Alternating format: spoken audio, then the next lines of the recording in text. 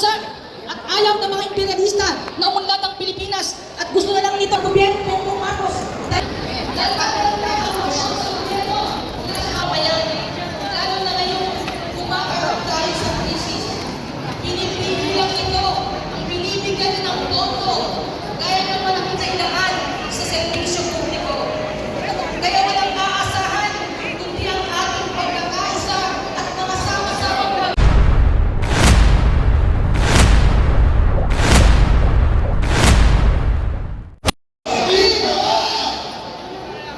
Nais natin kilalanin ang presensya ng mga mambabatas na nandito ang kasama natin ngayon. Nandito si D.S. Raymond Mendoza ng PUCP. San Fernando, ang Manggagawa Party List.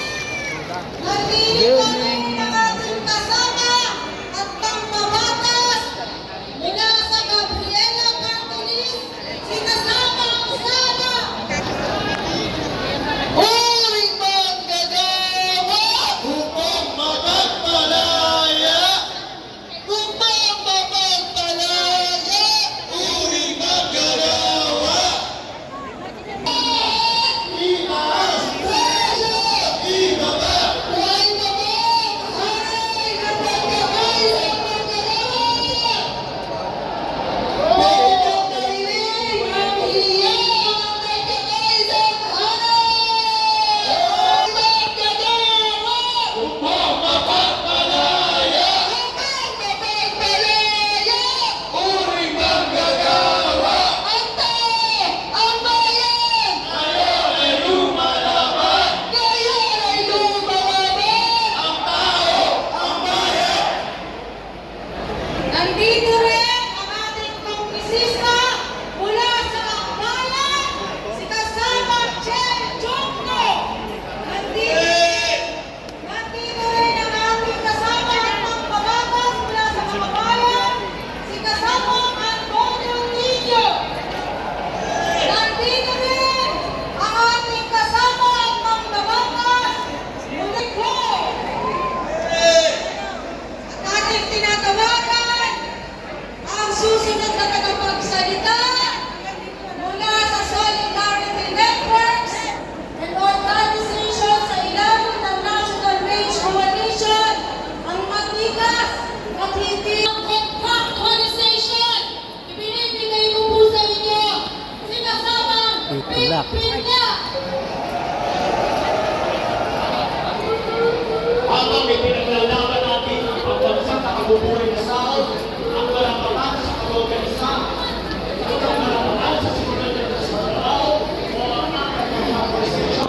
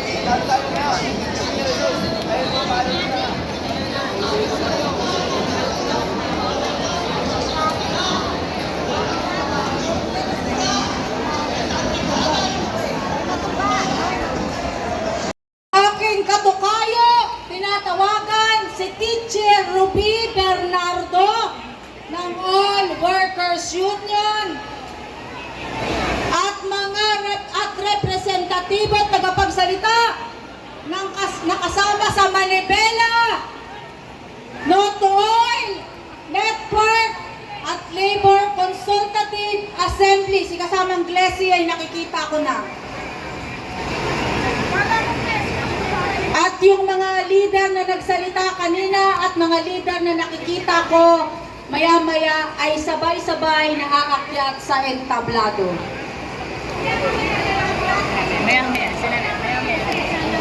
Uring mga gawin! Hukbong mapagpalaya! Hukbong mapagpalaya!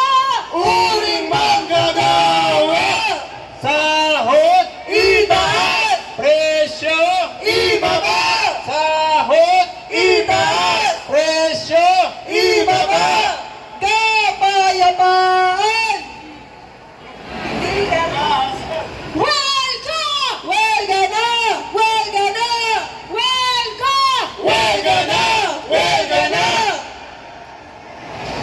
Epekto sa inyo ang korupsyon at gera! Para po talakayin yan! Pinapakilala ko po sa inyo mula sa Kilusang Mayo 1, Secretary General Marian Castillo. Mainit na! Mga sakarapan, kapangalan ng mga bayan, dahil sunod-sunod na lang ito sa dikta ng US. Patunay din ang mga exercise at mga malikatang exercises na maaaring umalagad sa atin sa magyera na sinimulan ng US. Patuloy rin naghihirap ang ating bansa at ayaw ng mga imperialista na umunlad ng Pilipinas at gusto na lang nito ang gobyerno ng Bongbong Marcos. Dahil papalaran na ang korupsyon sa gobyerno, mula sa mga pulis, hanggang sa loob, dahil matapos ang budget para sa lalong budget ng lahat, mangyayari. Malinaw na hindi para sa atin ang gobyerno ito at hindi nagsisilbi para sa mamamayan. Lalo na ngayong kumakarap tayo sa krisis. Pinipili lang ito ang binibigyan ng boto gaya ng malaking budget na nilaan niya sa AFP at PNP para sa